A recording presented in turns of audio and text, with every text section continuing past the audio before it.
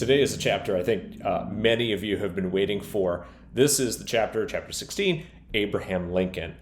There's so many different ways you could cover Abraham Lincoln, his speeches, his background, you name it.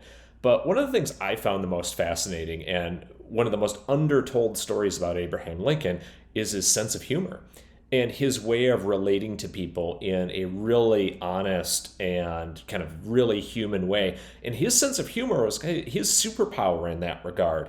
We think about Lincoln now as this kind of big statue figure with these soaring speeches.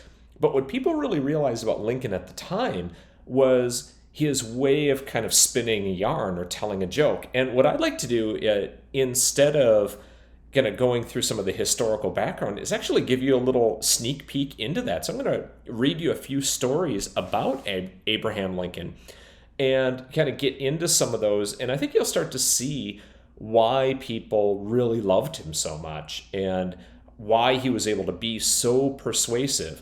Good jokes are fast. Good jokes have a point. Good jokes are punchy. Good jokes are memorable.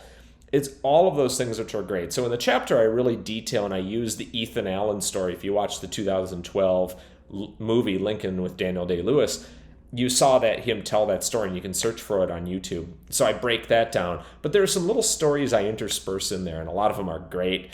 And I want to give you a taste of just a couple of them. So here goes. Stories of Lincoln's self-deprecation are numerous, but I like this one in this version just about the best. While riding on a train, Lincoln was once accosted by a stranger who said, "Excuse me, sir, but I have an article in my possession which rightfully belongs to you." "How is that?" Lincoln asked, considerably astonished. The stranger took a jackknife from his pocket. "This knife," said he, "was placed in my hand some years ago with the injunction that I was to keep it until I found a man uglier than myself. I have carried it from that time to this. Allow me to say, sir, that I think you are fairly entitled to the property." Come on, that's a good. Imagine Lincoln saying that in kind of a bigger group. It's solid gold stuff. There's some other ones. There's one where Lincoln was talking about getting criticized for keeping General Grant on. It was a very difficult time of the Civil War. And Lincoln would often respond with this kind of story about General Grant. So I'm going to, grab that. I lost my place. You get it. These videos are live. So, all right, here it is. I got it. Quoted in the New York Times, actually, in October of 1863.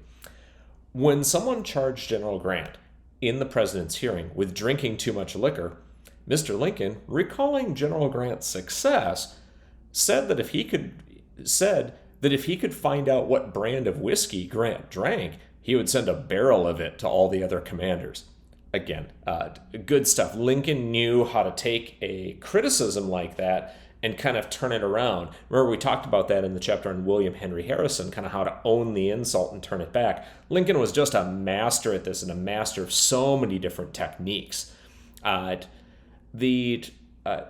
kind of open and close the chapter with one thing that I really like, and it's the line that we don't tend to carve jokes on monuments. Of all the monuments to Lincoln, there isn't one of his jokes on any of them, and I think that's kind of sad, actually, because we don't really know Lincoln and how persuasive he really was by his speeches. People at the time knew it because of his sense of humor. And there is one line that I'd kind of vote for being carved on a monument. And let me read it to you. I think it's just one of those truths that I'd like to leave you with today. Wit laughs at everybody. Humor laughs with everybody. That's a truth I'd carve onto a monument. I think it's good. So you'll really enjoy the chapter on Abraham Lincoln. I certainly enjoyed writing it. Laugh out loud stuff. I link you to some books where you can read all about Lincoln's sense of humor, but I picked out a number of the gems for you in chapter 16. Make sure to pre-order your copy today so that you get it delivered automatically to you through your ebook reader on July 4th. If you'd like the print version, that'll be available soon as well. I'll give you a heads up on that. Good luck. Have a good day. Have a good laugh.